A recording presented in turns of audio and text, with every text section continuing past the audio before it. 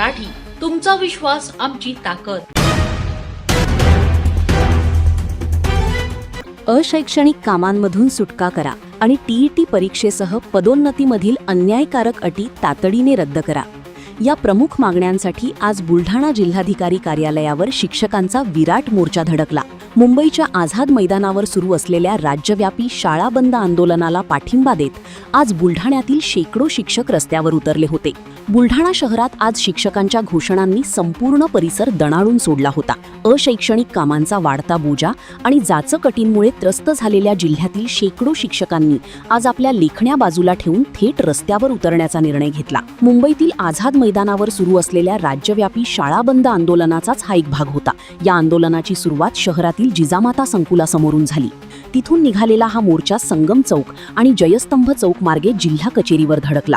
अशैक्षणिक कामे बंद करा, टीईटी जाचकटी रद्द करा अशा मागण्यांचे फलक हातात घेऊन शेकडो शिक्षक या मोर्चात सक्रिय सहभागी झाले होते. असे आहे सर, आम्ही शैक्षणिक कामं करतो आणि शैक्षणिक कामाच्या व्यतिरिक्त आम्हाला जी आहे शैक्षणिक कामं देऊ राहिले त्या कामाच्या बद्दल आम्ही आमच्या बालकांकडे पूर्ण दुर्लक्ष करू राहिलो. आज गोरगरिबाची जिल्हा परिषदला जे लेकरं आहे ते आमच्या भरोशावर आहे आणि आम्ही अशी तयारी केलेली आहे की या गोरगरिबाच्या मुलांना जास्तीत जास्त चांगल्या प्रकारे दर्जेदार शिक्षण कसं मिळावं या उद्देशाने आज आमच्या जिल्हा परिषदला सेमी इंग्लिश सुरू केलं. कॉन्व्हेंटला मागे टाकून आमचे लेकरं हे पुढे चाललाय आणि याचा परिणाम असा झाला की सगळ्यांचा आमच्यावर विश्वास बसला आणि खेड्यापाड्याच्या पालकांनी आमच्या शाळेमध्ये मुलं टाकले आणि अशैक्षणिक कामाचा बोजा एवढा वाढला की आज आता जनगणना झाली, त्याच्यानंतर बीएलओचे कामं दिले. बीएलओच्या कामामुळे आम्ही वर्गावर राहू शकत नाही. आम्हाला दिलं सकाळून शाळा करा, दुपारून जा. अरे घरी बसून ऑफलाईन ऑनलाईन कामं करता करता आम्ही त्या मुलांकडे दुर्लक्ष करू राहिलो. पालक येतात शाळेमध्ये की तुम्ही बीएलओचे कामं करता, वर्गावर अध्यापन करायला कोण आहे? अध्यापन करायला दुसरी सोयच नाहीये आणि त्यांची निराशा होती आणि आम्हालाही करमत नाही ना. आज शाळा उघडल्यानंतर आम्हाला मुलांना ड्रेस वाटप, पुस्तक वाटप आणि त्या मुलांना जे घडवायचं असतं त्या कामाच्या ऐवजी SIR आणि आमचे बीएलओचे कामं आम्हाला गावात फिरवायला लागतात. तुमचे पासपोर्ट आणा एवढ्या करूनही आम्हाला आज संच मान्यतेसाठी जे आधार कार्ड लागतात त्या आधार कार्डचे काम सुद्धा शिक्षकांना करावं लागतात. ते अपडेट करून तेव्हा आमची संच मान्यता होते आणि आमचे शिक्षक एक्सेस होतात.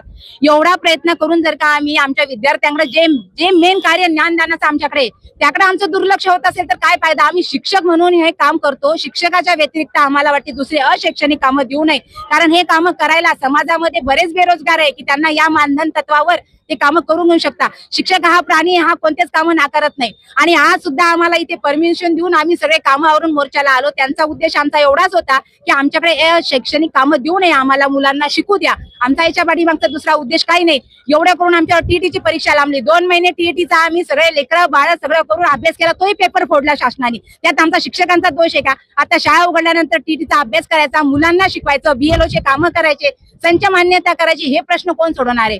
आणि शिक्षक हा प्राणी असा आहे की तोच एक राष्ट्रपती पदापर्यंत सगळ्यांना पोहोचू शकतो. रसा तळागाळातल्या झोपडपट्टीच्या मुलांना कलेक्टर बनवायची क्षमता ही फक्त शिक्षकांमध्ये, कोणी आमदार खासदार किंवा मंत्र्यांमध्ये हिंमत नाही, कारण त्यांना बनवणारे एक शिक्षक आहे. आणि हा शिक्षकांच्या गळ्यापर्यंत आलं तरी शिक्षक आवाज उठवू नये ही खंत आहे. त्यामुळे एकजुटीने आमचा हा मोर्चा काढण्याचा उद्देश आहे. आम्हाला शासनाला एवढंच सांगायचंय, आमचं जे काम आहे तेच आम्हाला करू द्या, आम्हाला शैक्षणिक कामं करू द्या आणि अशैक्षणिक कामापासून आमचा हा याच्यावरचा उपाय काही ना काही तुम्ही तोडगा काढा, नाही तर पर्यायाने आम्हाला तोडगा रस्त्यावर तर आम्ही उतरलेलोच आहे, पण त्याच्यात नुकसान आमच्याच बालकांचं आहे, दुसरं कोणाचंच होणार नाही. की सरकारने एक पत्र काढले की टीईटी जर का तुम्ही पास झाले नाही तर तुम्हाला जबरदस्ती सेवेतून समजा निवृत्त केलं जाईल. माझं काही म्हणणं नाही सर, सेवेतून निवृत्त करा, पण तुम्ही आम्हाला पेन्शन लागून करा. आमच्या शिक्षकांना पेन्शन नाही.